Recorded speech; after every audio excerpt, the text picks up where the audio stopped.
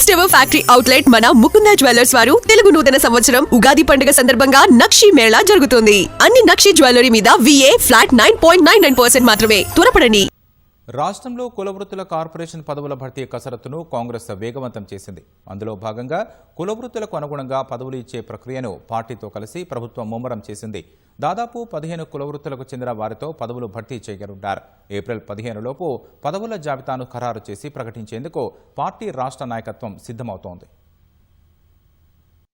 కులవృత్తుల సంక్షేమ కార్పొరేషన్ పదవుల భర్తీ కసరత్తు కీలక దశకు చేరింది. 2 ఏళ్లుగా జరగని పదవుల భర్తీ ప్రక్రియపై కసరత్తు జోరుగా సాగుతుంది. ఈ అంశంపై ఇటీవల PCC అధ్యక్షుడు మహేష్ కుమార్ గౌడ్, ఉప ముఖ్యమంత్రి భట్టి విక్రమార్క, రాష్ట్ర వ్యవహారాల ఇన్ఛార్జ్ మీనాక్షి నటరాజన్, రాజ్యసభ సభ్యుడు వేం నరేందర్ రెడ్డి సమావేశమై చర్చించారు. పార్టీ, ప్రభుత్వం రెండు సమన్వయంతో ముందుకు సాగుతుండటంతో పదవులకు ఎంపిక ఏకగ్రీవంగా జరిగే అవకాశం ఉందని పార్టీ వర్గాలు చెబుతున్నాయి. పశుసంవర్ధక శాఖకు కురమ, యాదవ కులాలకు, గీత కార్మికులకు టాడీ టాపర్స్ కార్పొరేషన్ పదవి ఇస్తారు. చేనేత రంగంలో పద్మశాలి, శాలివాహన కులస్తులకు వస్త్ర పరిశ్రమలో భాగస్వామ్యం చేసేందుకు పదవులు ఇవ్వాలని నిర్ణయించారు. హ్యాండ్లూమ్, పవర్లూమ్ కార్పొరేషన్ల పదవుల భర్తీకి కసరత్తు కొనసాగుతోంది. మున్నూరు కాపు, పెరిక, గంగపుత్ర, రజక కులాలకు సంప్రదాయ వృత్తులకు అనుగుణంగా పదవులు ఇవ్వాలని చర్చించినట్లు తెలుస్తోంది. మాల, మాదిగ, లంబాడి, ఆదివాసీ వర్గాలకు ప్రత్యేక ప్రాతినిధ్యం కల్పించేందుకు పదవులు ఇవ్వనున్నారు. కమ్మ,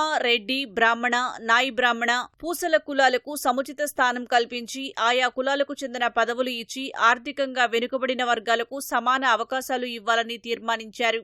కుల వృత్తులకు గుర్తింపు ఇవ్వటం ద్వారా ఆయా సామాజిక వర్గాలను ప్రభుత్వం వైపు మరల్చడానికి అవకాశం ఏర్పడుతుందని ప్రభుత్వం భావిస్తోంది. ఇప్పటికే జాబితా సిద్ధమైనప్పటికీ మరోసారి సమావేశమై సీఎం రేవంత్ రెడ్డికి వివరించిన తదుపరి తుది నిర్ణయం తీసుకుంటామని పార్టీ వర్గాలు చెబుతున్నాయి. ఈ నెలాఖరుకు గాని ఏప్రిల్ 15వ తేదీ లోపు పదవుల జాబితాను ఖరారు చేసి ప్రకటించేందుకు పార్టీ రాష్ట్ర నాయకత్వం సిద్ధమవుతోంది.